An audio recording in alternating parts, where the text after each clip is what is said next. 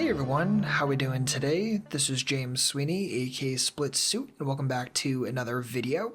And as part of the Ask SplitSuit a Question series, a bunch of people asked hand history questions, and this one actually came via email. And Gonzalo says, "Hi, I've been subscribed to your channel for about 2 months and would like to say that your videos help a lot. Although they can sometimes be difficult to understand, I'm getting used to them and I am learning a lot. I'm sending you a hand that I played last month that I have been thinking about for a while. So this hand was played on Bovada, and Bovada can be pretty tough to get hand histories from, so Gonzalo did the best he could to recreate this hand for me. And before we even really jump into it, like, this hand is already a mess, right? We have Under the Gun who's throwing off a full post, we have Hero who's throwing off a full post, we have the Cutoff who's throwing off a half post. Like, there's just a lot of crazy stuff that's already happening in this situation. And I've talked about it slightly in other videos, never like a full video about it, but I don't think you should post. I think posting's a pretty bad thing to do. If you think about it normally, you're going to pay 1.5 big blinds to see a complete orbit of hands. But when you post, you're paying 1 big blind to see far fewer hands, right? So you're paying too large of a premium to see a couple extra hands, so usually it's just better if you just be patient, wait the few extra hands until it's your big blind, and post from the big blind normally. So that's just kind of my short spiel on that. But in this exact situation, EP checks his post, EP2 decides to limp, Hero decides to attack, but the size here is just way too small, and this is going to be the problem. Right, so in this situation we posted and we went up to 3 big blinds and it's just way too small. Like, no one's ever gonna fold. Like, the cutoff may fold, the small blind and the button may fold, but the big blind, he's gonna call 2 big blinds a lot of the time. EP1 and EP2, they're gonna call 2 big blinds a large chunk of the time. So, like, you're creating the situation where you know it's gonna go multi-way a large chunk, and you have a hand that's just not that great for like a super multi-way pot. King 10 in a heads up pot can be cool.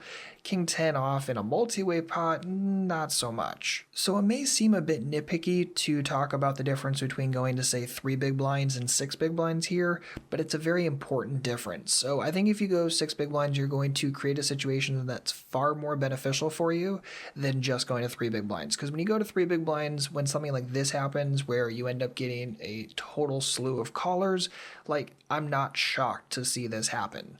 So like I said, pre-flop the sizing is going to be crucial, and I think this is going to be like the big important part of the hand that oftentimes goes overlooked because people will spend a lot of time focusing on, oh, well, how do I play post-flop? But sometimes you really have to ask yourself, how did I get to post-flop, and did I make any sizing mistakes or range mistakes pre-flop? And oftentimes you may find one or two. So in this situation, we end up flopping top pair, and there's a check.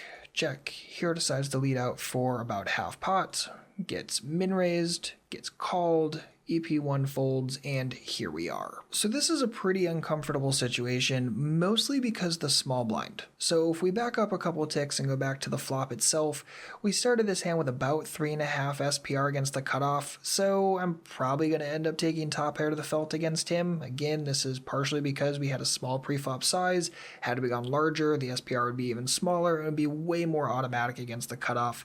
But in general, I'm probably going to stack it off against the cutoff and feel pretty comfortable. But once the small blind decides to cold call that min raise, things get a little weird. So I asked myself, like, does the small blind only have like 8s and king queen in this situation?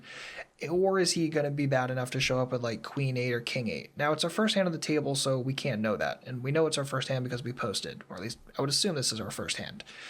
So I'm just going to operate on the assumption that they're unknowns. And because of that, I say, I think he'd probably come over the top if he had king, queen, or pocket 8s because the board's really wet. So I'm thinking that a lot of his range is either going to be draws that he's paying a premium for, or it's going to be like maybe a king jack or an ace queen type hand. Now, obviously, king jack beats me, and I think that if we rip it here, like Hero did, I think that if we rip it, king jack goes away, and some of the draws that are taking a premium will continue taking that premium. So again, like, you notice my major focus is the small blind, because the SPR against the cutoff was kind of more in the, well, I'm probably just going to take top pair to the felt against him. You know, I'm not super worried about him. I'm more concerned about the small blind, because obviously it's going to be much more costly if I'm wrong against him. And you notice that I kind of like totally ignored ace king. That's just because I assumed that someone would have 3-bet that pre-flop. So I assumed that if the small blind has it, it would have been 3-bet pre, which caps essentially his king x range at king queen. And would he decide to 3-bet the flop on such a wet flop with king queen? I think at least some percentage of the time, sure. Which means, again, I really am pinpointing that range on like minimal big hands, but a lot of like king jack, king 10, and like big draws. And I'm cool if we get it in against big draws, and I think that there's some fold equity against king jack.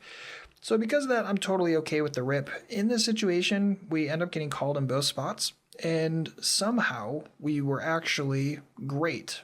Like absolutely great on the flop. Unfortunately, that's obviously a very hellish river, and it sucks to be us. But this is a very, very weird situation, and one where I'm probably never going to leave this table. If I just got the small blind to commit with a naked gut shot on the flop for 100 big blinds, this is definitely a table I want to be at, and I will not be leaving anytime soon.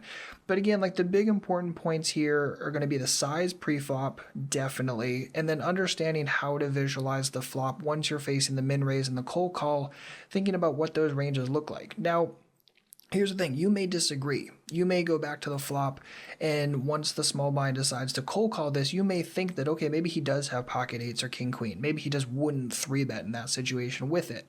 If that's the case, it's obviously going to massively skew the range and obviously how many combos of big hands he can have that he'll never fold when you rip it in his face. So definitely make sure you're considering those things as well. But I think overall, Hero's line can be okay. Definitely make sure you take a note, regardless of what happens. You want to know if the small blind took a premium with a draw, if he decided not to 3-bet with eights or whatever it was. Again, awkward hand, but a lot of this could have been, I don't want to say avoided by making a larger preflop size, but it definitely would have been much more simple with a larger preflop size. So Gonzalo, thank you so much for the great hand, and if you or anyone else has any poker-related hands or questions, feel free to leave them on our Google Plus page. Leave a link for that in the description box, and also please make sure to like and subscribe if you're enjoying this type of video. If you have any questions, please don't hesitate to let me know. Otherwise, good luck out there, and happy grinding.